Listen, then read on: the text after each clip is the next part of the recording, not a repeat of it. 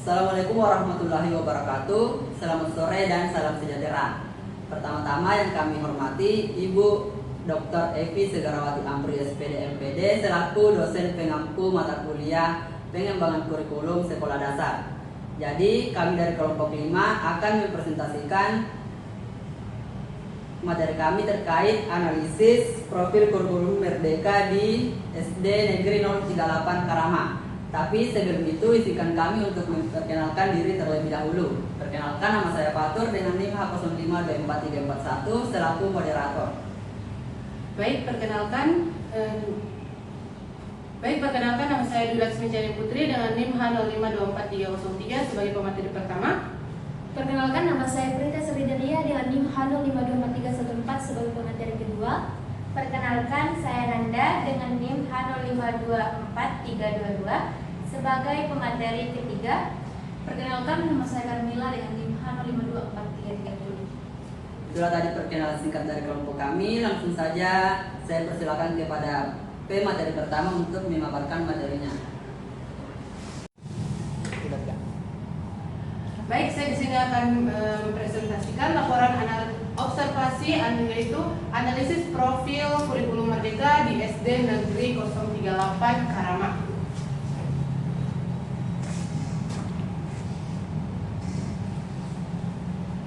Nah, di sini saya sebagai pemateri pertama akan menjelaskan mengenai analisis kami mengenai profil pelajar Pancasila di sekolah tersebut. Nah, di sini kita ketahui bahwa profil pelajar Pancasila adalah program dari kurikulum Merdeka untuk meningkatkan kualitas pendidikan melalui pendidikan karakter. Program ini mengajarkan siswa tentang nilai-nilai Pancasila agar mereka dapat mengimplementasikannya dalam kehidupan sehari-hari. Nah, dalam program ini juga siswa dapat terlibat aktif dalam pembelajaran yang dilaksanakan di sekolah, yang dimana di sekolah tersebut yaitu di SD Negeri 038 Karama, yang dimana penerapan profil pelajar Pancasila di kelas 5 terlihat melalui 6 elemen tersebut.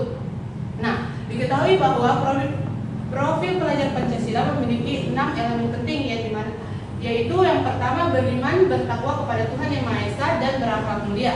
Yang kedua berkebinekaan global, yang ketiga kreatif, yang keempat mandiri, yang kelima bergotong royong, dan yang keenam bernalar kritis. Nah, dari hasil observasi yang kami lakukan, kami melihat bahwa penerapan profil pelajar Pancasila yang ada di kelas 5 SD, yaitu di SD Negeri 038 Karama, yang pertama beriman, bertakwa kepada Tuhan Yang Maha Esa dan berakhlak mulia. Nah, di situ kami melihat bahwa siswa di sana setiap sebelum melakukan pembelajaran, mereka melakukan doa sebelum dan sesudah pembelajaran. Nah, yang berikutnya kami juga melihat bahwa di sana siswa sering mengucapkan salam dan bersikap sopan kepada guru, temannya, serta orang-orang yang ada di sekitarnya.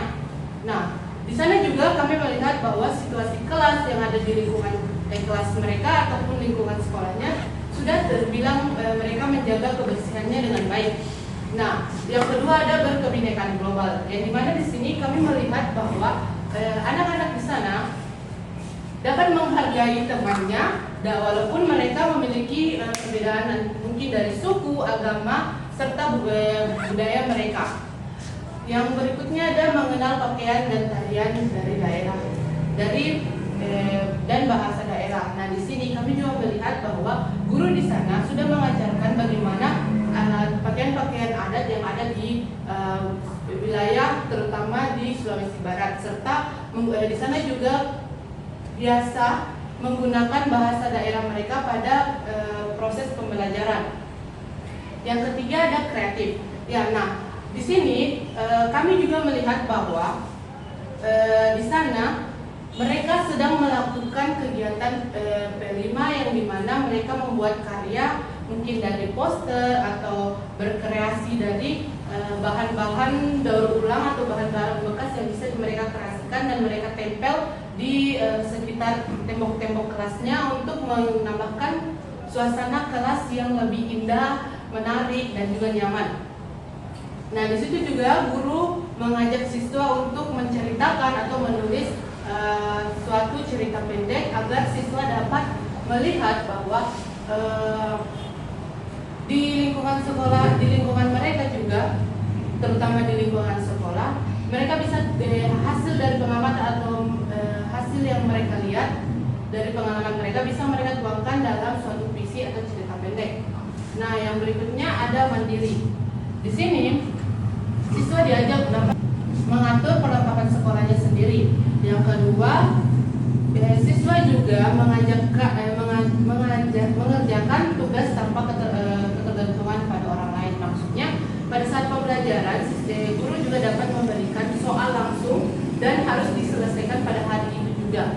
Nah, disitulah guru dapat melihat apakah siswa ini dapat mengerjakannya dengan sendiri atau masih ketergantungan dengan temannya. Yang keenam, adanya kegiatan bergotong royong seperti membersihkan kelas bersama-sama serta bekerja dalam kelompok-kelompok yang sudah diberikan oleh gurunya. Yang terakhir ada bernalar kritis, yang dimana siswa atau di lingkungan sekolah tersebut dapat menganalisis penyebab masalah lingkungan dan mencari solusinya. Contohnya, jika ada banyak sampah, bagaimana caranya guru dan siswa dapat mengelola sampah tersebut?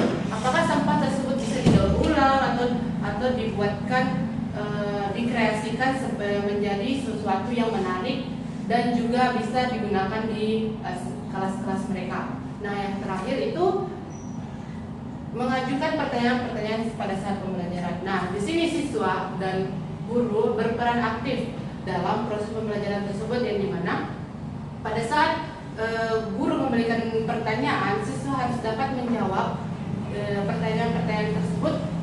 Adanya kegiatan umpan balik antara siswa dan guru, yang dimana pada saat guru menanyakan sesuatu, diharapkan siswa dapat berpikir kritis untuk bisa menjawab pertanyaan tersebut, begitupun sebaliknya.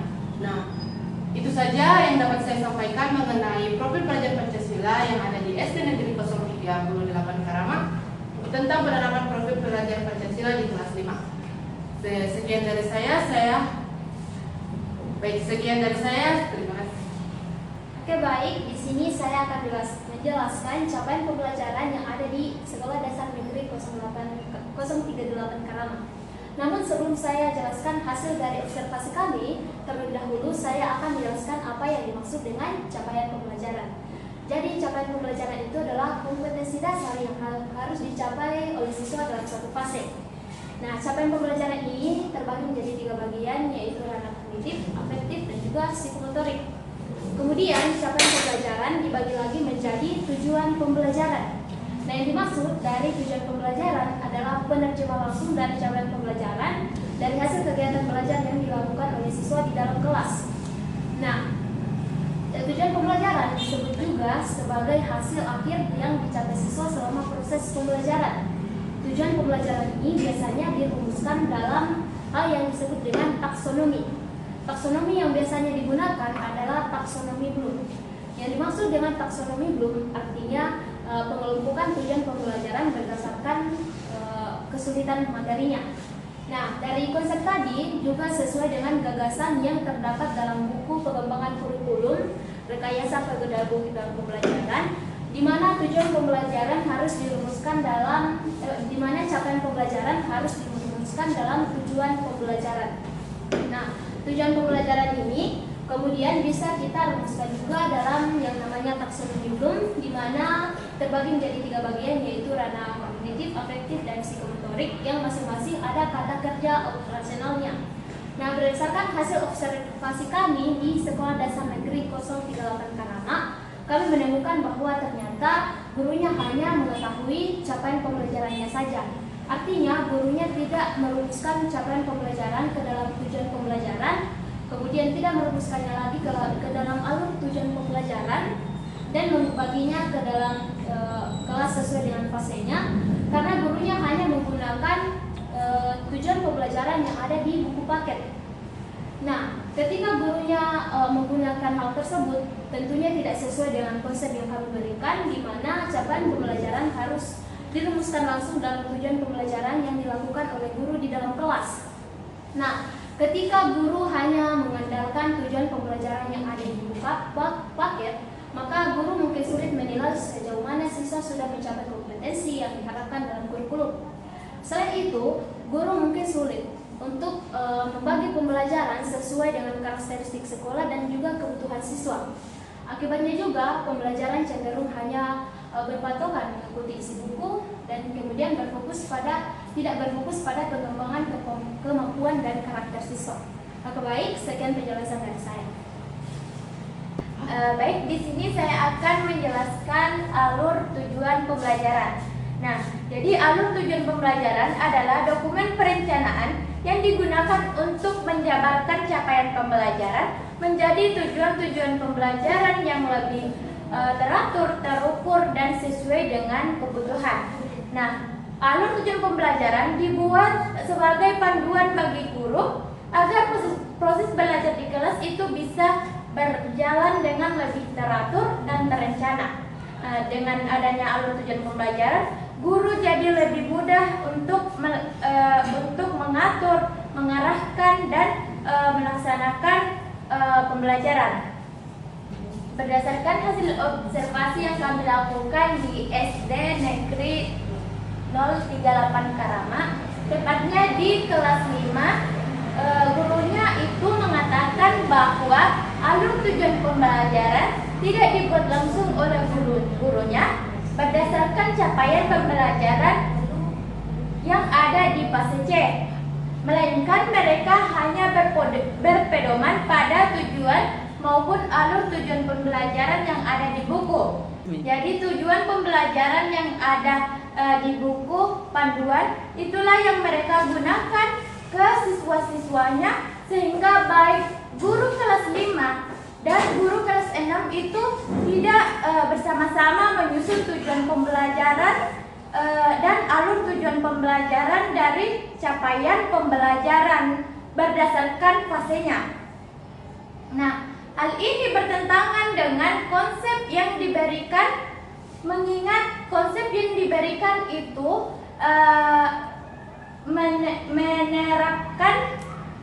menerapkan bahwa guru harus bisa mendesain sendiri ATP sesuai dengan kebutuhan siswa dan